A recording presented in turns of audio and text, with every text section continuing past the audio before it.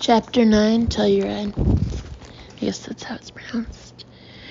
It is not lost to me that my life has become ridiculous. The very idea that I'm able to live and travel the way I do is absurd.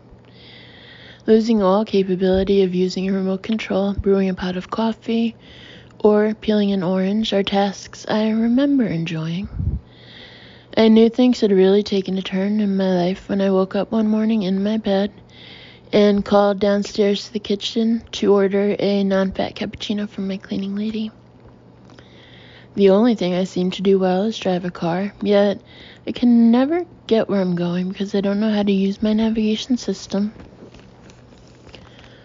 One morning, during a radio interview I was doing on my phone, I walked distractedly out my front door and got into the first car I saw. 10 minutes later, my house manager called me to tell me I'd driven away in my landscaper's Honda Legacy. I looked around the dashboard and in the back seat where I spotted a large pail holding a pair of hedge trimmers and a square of sod. After hearing this story, one of my girlfriends suggested I see a neurologist. Another friend of mine reassured her that were I to take the day off to see any doctor, there were many others I needed to see before seeing a neurologist, first and foremost being a psychologist. While vacationing on Shelter Island one weekend, I needed to shave my legs and decided the most practical place to purchase a women's razor would be at the local hardware store. When I received the look from the 70-year-old man behind the counter as he tried to ascertain whether or not I was serious. Parentheses, a look I encounter multiple times a day. Close parentheses. I had to think fast and invent a believable mix-up, and I left there with a handsaw. What I find even more alarming is how easily the human condition can grow accustomed to such luxuries as having 3 assistants, having an entire staff at home who do absolutely everything for you, and then becoming highly irritable when the private plane you're flying on doesn't have Wi-Fi, or the fact that your gardener has only one arm and you pay him full price. I should be happy to have a gardener in the first place, parentheses. For the record, I don't have a problem paying my gardener the same price as someone who has 2 arms. But I am unclear as to why he refuses to let me buy him another one. Like soccer, gardening seems to be a vocation that would exponentially improve when one is supplied with the 2 limbs required to be good at it. Close parentheses. During our Christmas break, everyone who works on my show gets 2 weeks off. This particular year, I would spend the first week in Whistler, British Columbia, skiing with my family, and then fly to upstate New York the following week to be taken by a lover.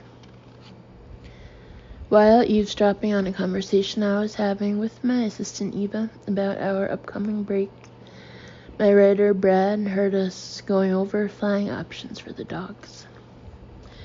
Find out if the dogs have to be quarantined in Canada, because if they do, I'd rather just have them fly to New York and meet me there. Then I heard Brad goose step over to Eva's office, a sound I can identify a football field away. "You have got to be kidding me," he said, planting his 2 red-headed duck feet in front of Eva's desk. Brad's jealousy over Chunk is astonishingly transparent. I know for a fact that he has spent time during his commute home from work thinking of what it would be like to be Chunk. That's fine once or twice, but any adult who consistently thinks of what it would be like to be someone else's dog is really quite the loser. Why shouldn't Chunk fly to New York? He is happier when he's with me, and I'm happier when I'm with him. And, by the way, I'm flying commercial to Whistler, then to New York, and Chunk is flying private to New York and then taking Uber to meet me upstate. I would think you, of all people, would respect the idea that I'm being somewhat responsible with my finances. How is that responsible? Only one of us is flying privately. What? You heard me. Hold on a second, he said, taking his glasses off. Are you telling me that Chunk is flying alone on a private plane from LA to New York, and there are going to be no other passengers? No, you idiot. Jax will be flying with him. Brad started violently scratching his arm. So 2 dogs. I'm on a private fucking airplane. I'm not sure yet, I told him, eyeing the rosacea on his forearm. We're still running the numbers. The color of Brad's face went from light blue to white with dark blue veins, to a pale pink, and then to a Swedish fish red. He slammed his right hand on the table, but deliberately placed it on his hip in an effort to control his apoplexy. His eyes rolled back and globules of saliva gathered at the corners of his mouth.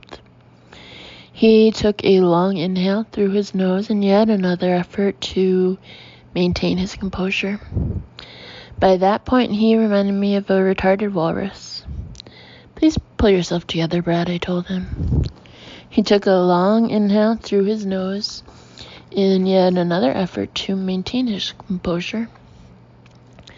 Can you imagine, Chelsea, training your whole life to fly, hours and hours of training, and then you finally get your first flight assignment and you get on board only to find out that your 2 passengers are a boxer and a half German Shepherd? First of all, Brad, I would never let Chunk fly with a first-time pilot. The poor dog is a nervous wreck. He hasn't taken a shdoobie in front of me in over 2 years. What the hell does that have to do with anything? He asked. Because he's obviously scared I'm going to leave him while he's mid-shdoobie. Why do I need to spell everything out for you? You're supposed to be a writer. Chelsea, I don't really see how this has anything to do with me. And your psychopathy is way off. You're treating this dog like he has polio? Tread very carefully, Bradley. Studies are showing that polio is making a comeback, and for that matter, so is Lionel Richie. The truth of the matter is, I believe Chunk is my mother reincarnated. My mother would have loved to go on the trips I am now able to take my family on, and she would have loved all the perks that go with becoming successful. This setup would have been perfect for her. Reincarnating as a half-German, half-Asian dog who could go with me everywhere but not have to speak to a soul would be her version of paradise. Brad, would you leave your own mother behind if you could afford to bring her on a family vacation with the very family she created? Okay, he said, waving his hand around. The whole idea that Chunk is your mother is a bunch of hocus pocus. Don't you think it's a little insulting to your mother that she's now a dog? Let me ask you this, Bradley.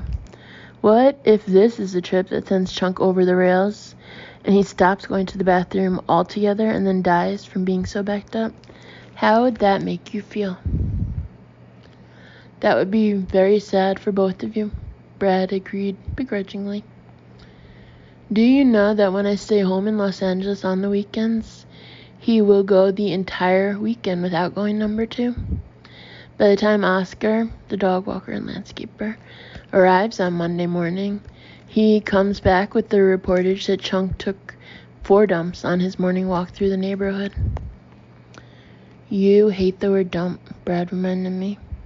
I do hate the word dump, especially when referencing feces. Oscar apparently thinks that's a perfect word to throw around his employer. He's very fat, very Mexican, and has an unusually large cranium. So it doesn't really matter what he says, because he knows as long as he maintains his body weight and head shape, it would be impossible for me to ever fire him. Isn't Oscar your one-armed landscaper? Brad asked.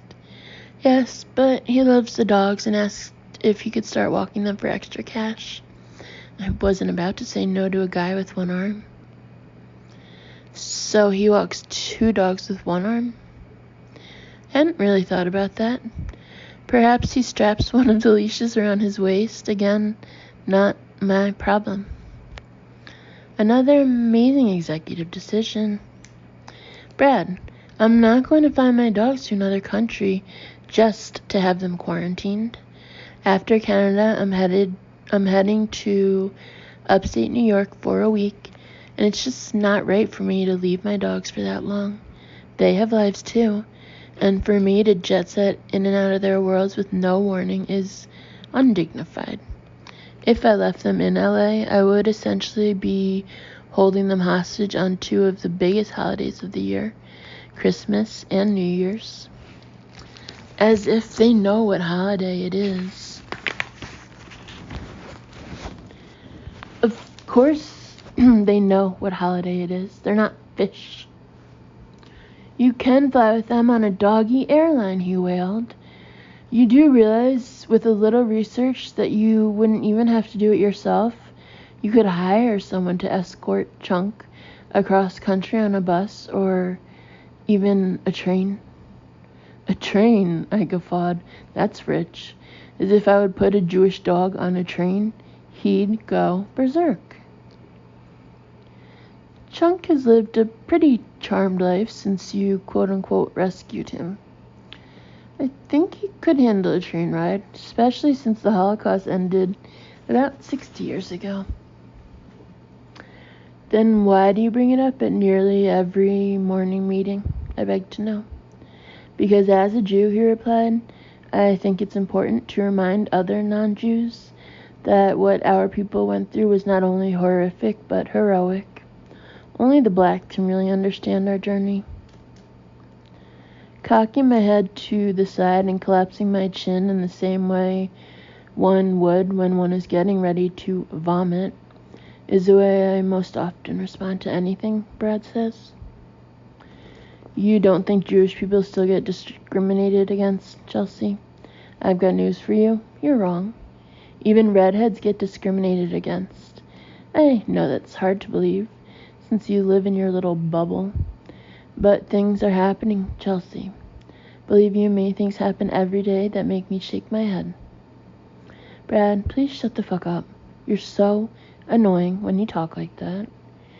I'd like to see you talk to a black person about discrimination and then get back to me. You're one of the most translucent males I've ever come across, and you have somehow managed to be on 2 television shows and have a hot wife. Clearly things are going well for you in the affirmative action department. Chelsea, do you have any idea how unreasonable this is? Listen to me, you little whiny Jew. I am growing quite tired of having to defend my parenting skills to everyone in my life. What about the fact that I am responsible enough to not have a baby? Why does no one give me praise for that? You did have a baby, he screeched. What about Gary? Really, Brad? That's a low blow, even for you. I'm not proud of my decision to acquire my dog, Gary, but I stand behind the failure, like I stand by the failure of the NBC sitcom based on my life.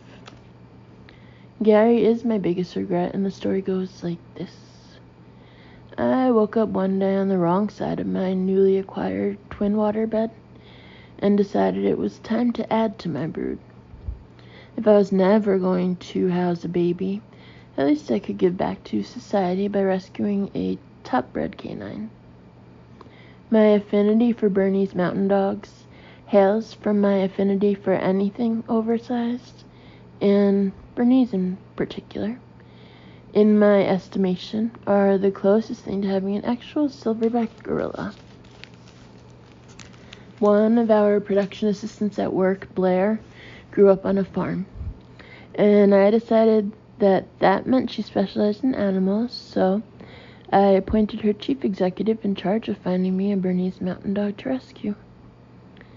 Under no uncertain circumstances did I want anything but a rescue dog. PETA was already on my ass for saying one night on my show that I would eat a cat. After Blair and my assistant Karen searched high and low for hours, they revealed to me there was not a single Bernese Mountain Dog anywhere to rescue.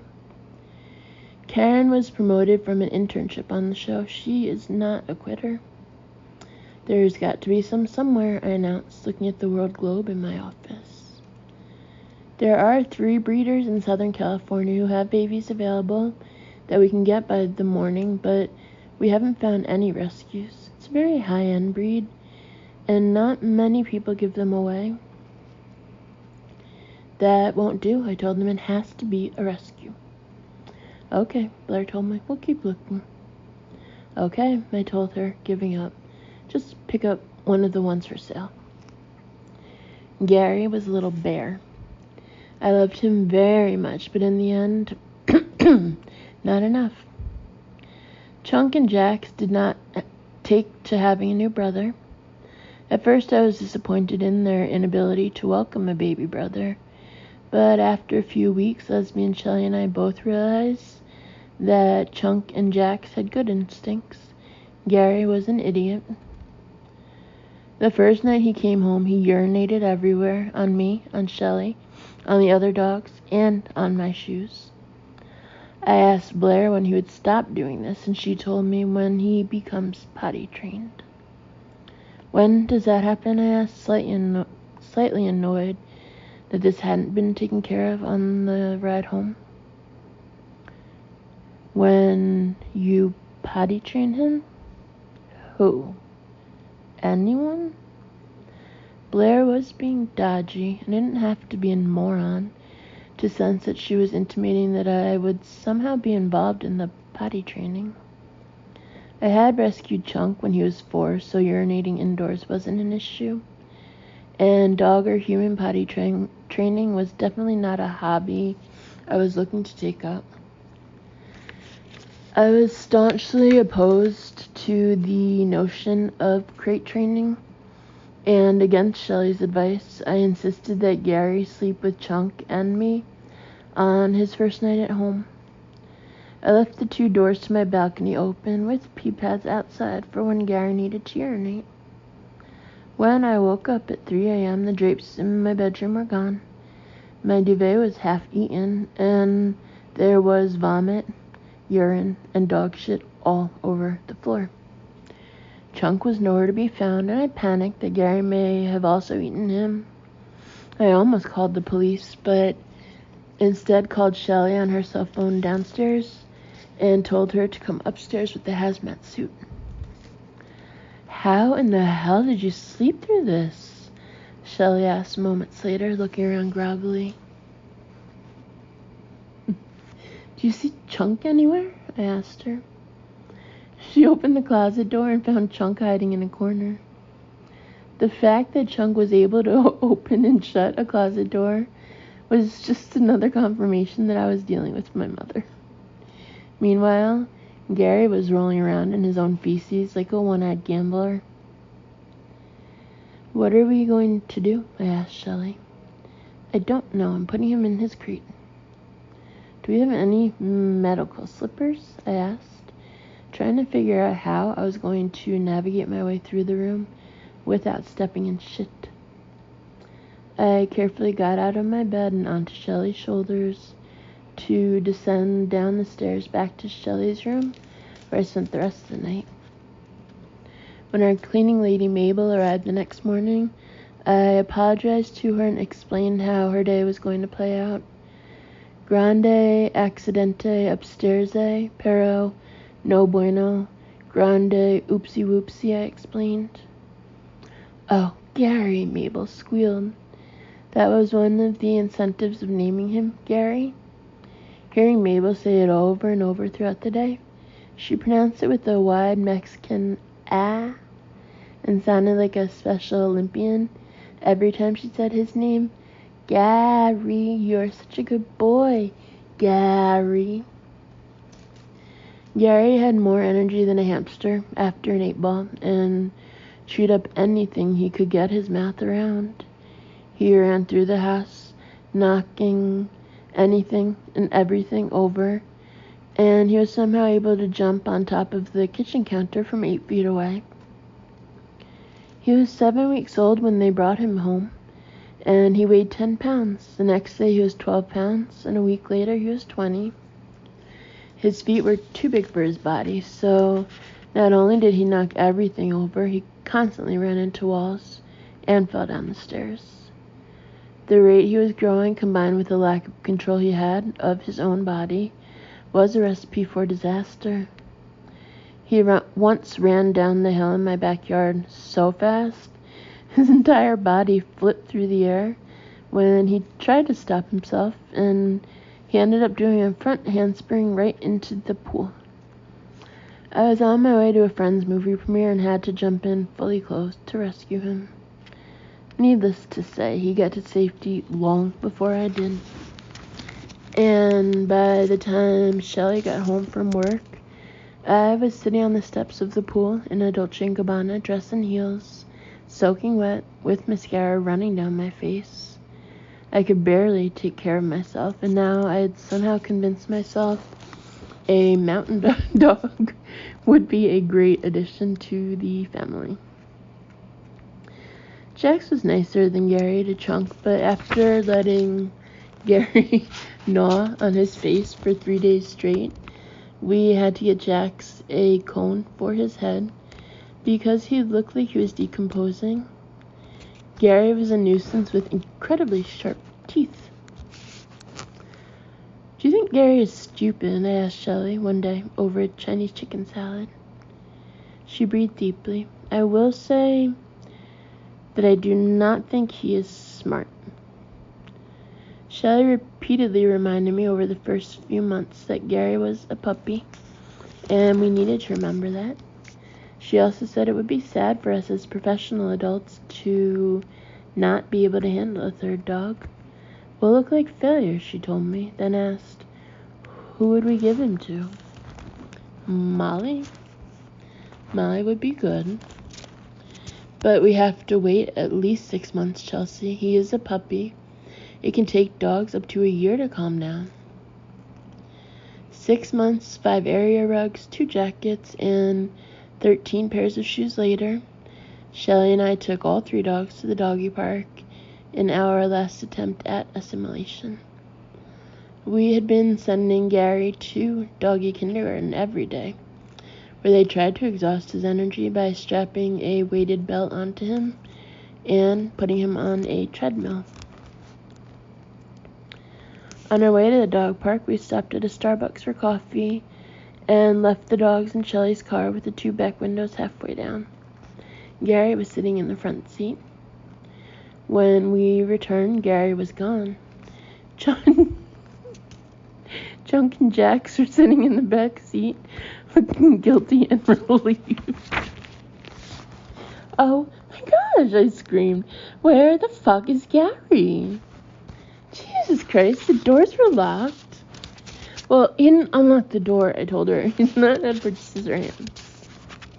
"Chunk may have." "Don't blame this on Chunk," I snapped at her. "You go that way, and I'll go this way," she barked back. We scrambled in opposite directions around the parking lot until we heard a loud crash and looked to see a minor 2-car collision. Gary was standing to the right of both cars with his tongue hanging out and his tail wagging, looking as clueless as ever. At this juncture, he had grown to be 100 pounds, yet he had managed to slip his body out of a window that was open 10 inches. When Shelley and I returned home that night, we filled 2 large glasses of vodka and agreed that Gary was tearing us apart. It would have to be couples therapy or an outside adoption for Gary. My cousin Molly got Gary the very next day, and my dog walker, Oscar, cried the day Gary left. I really loved that crazy dog, he told me. So a week later, when Molly returned Gary, citing similar damage to her house, I asked Oscar if he would take him. I don't have a yard for him to run in, he told me.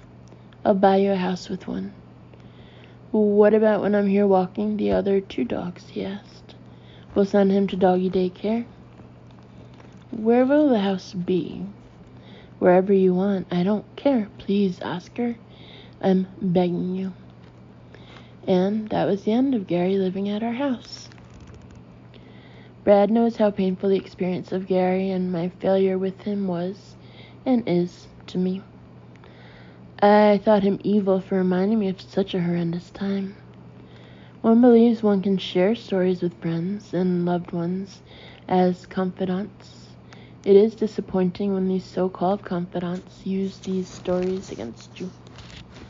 You're a real asshole, Brad, you know that. I tried to love Gary, but something was wrong with him. He's with someone who loves him now. Isn't that the most important thing? I believe that to be true. But money and fame have infantilized you. You can't even take care of a dog. Gary was special needs, Brad. He is safer now in his new home. Had he stayed with me, I would have ended up accidentally barbecuing him. That's my point. Technically, I still pay for Gary's education and all his expenses, so there's that. Great, so you're his benefactor? It's a lot more than I can say for you. You don't even have a dog. You're getting a little out of touch with reality, and I fear you are in danger of losing not only your mind, but your fan base. And on top of that, the poor dog has to run around being called Gary for the rest of his life. Was that really necessary? That may be true, Brad.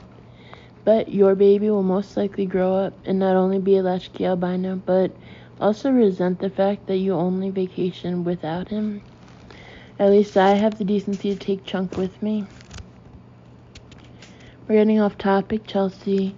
Chunk has traveled the world. It might do him some good to take a rest.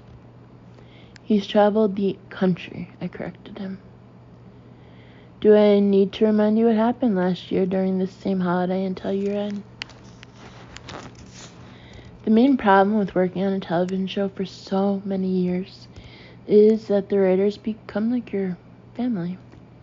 Whether you like them or not, you have to hang out with them, and familiarity develops in which everyone knows everything about each other and nothing is off the table, because like in any family, it's hard to get fired.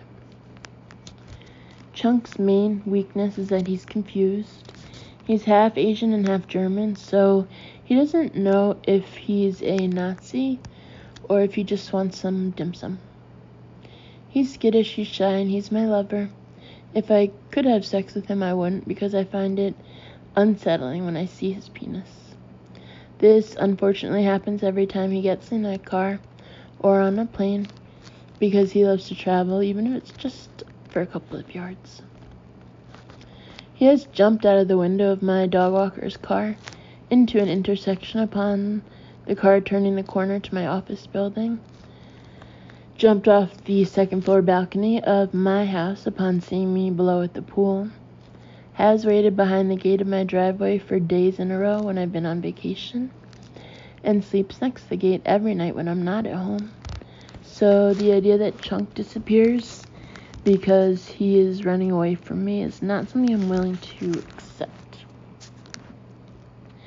I know this because I watched the surveillance videos in order to find footage to use on my show of my book agent, Michael Broussard, throwing himself and his dog over the gate. To be clear, Michael threw his dog over the gate to a taxi driver, waiting for him on the other side. When I asked Michael what kind of taxi driver is trained in catching dogs, he deflected that question and instead regaled me with the difficulty he himself encountered climbing over my gate. Chelsea, I had taken an Ambien, okay?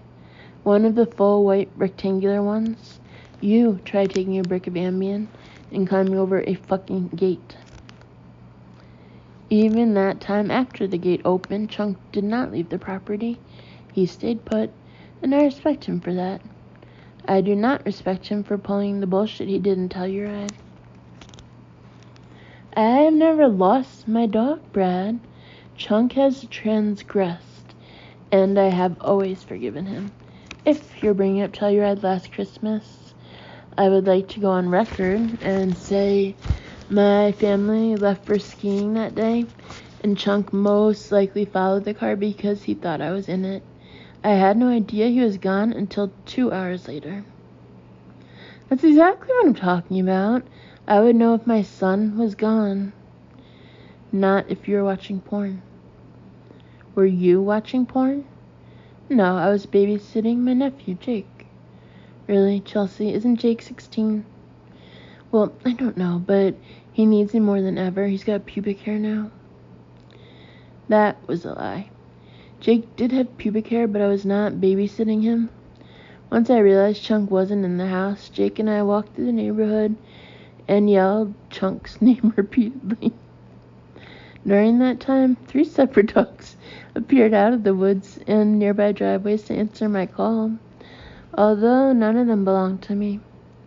I followed one of the dogs back to the house next door and was walking up the driveway when I heard from within the house, "Chelsea, Chelsea," and then clapping, "Chelsea, come on in."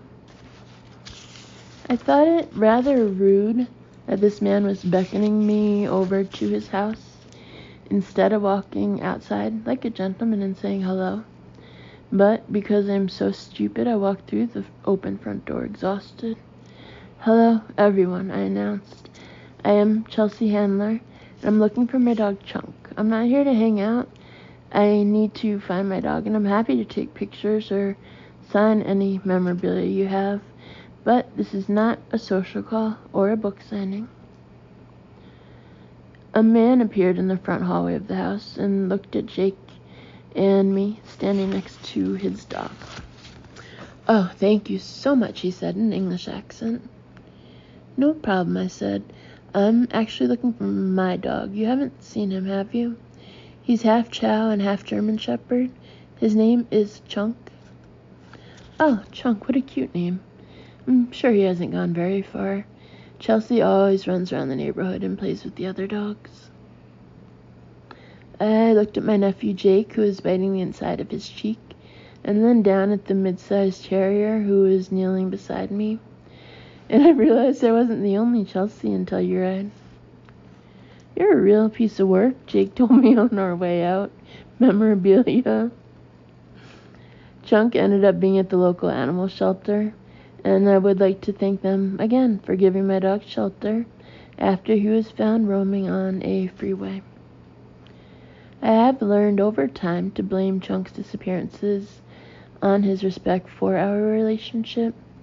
He knows it's shameful to empty his bowels while hunched on his hind legs, scrambling around in a circle in order to avoid eye contact with me, a move I have come to refer to as the helicopter. I believe he snuck outside to relieve himself when the shuttle showed up to take the rest of the family skiing. I stayed home to write, and as per usual, had done absolutely nothing but surf websites, looking for dolphin rape videos until my nephew alerted me of Chunk's absence. On a completely separate note, my mother loved the snow and disappeared all the time too.